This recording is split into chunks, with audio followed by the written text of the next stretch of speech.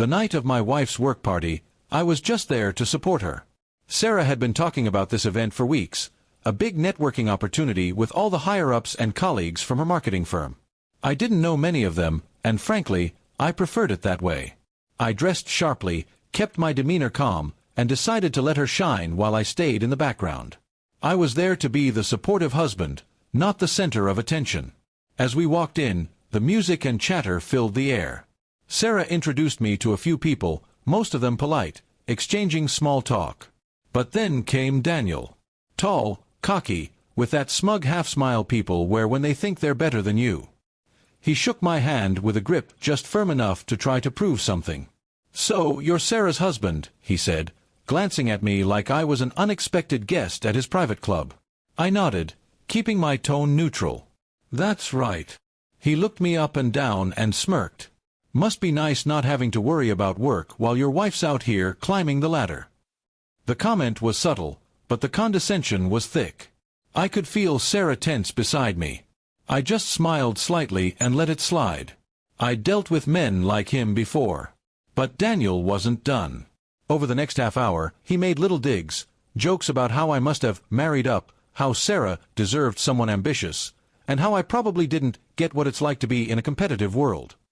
The group around him laughed uncomfortably, sensing the edge in his words but too polite to intervene. Sarah tried to redirect the conversation, but he kept pulling it back to me, almost as if he wanted a reaction. Finally, he went too far. With his drink in hand, he leaned toward me and said, "You know, in this kind of crowd, it's survival of the fittest. Not everyone can handle it. Some just fade into the background."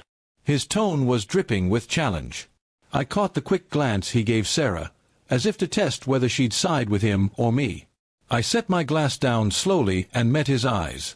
"Daniel," I said evenly, "you're right. Not everyone can handle a competitive environment.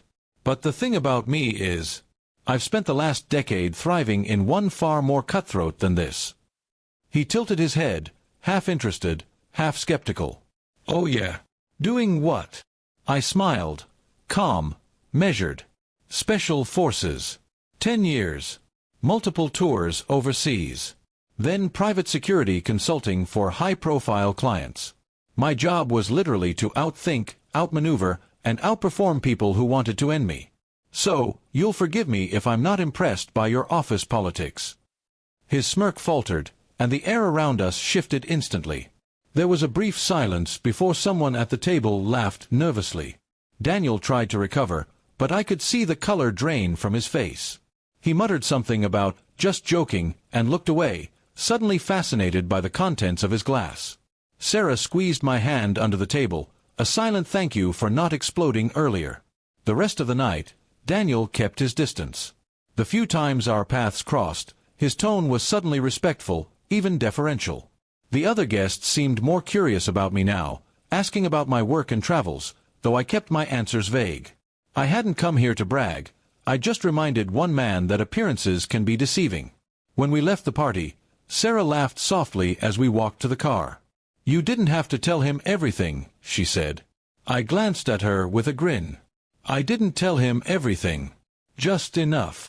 Driving home, I thought about how easily people underestimate others based on surface impressions. Daniel had looked at me and seen someone ordinary. What he didn't realize was that the most dangerous people in any room are often the ones who don't need to prove it. And that night, I was more than happy to let him figure that out the hard way. From then on, Sarah told me, Daniel was always polite, almost overly so.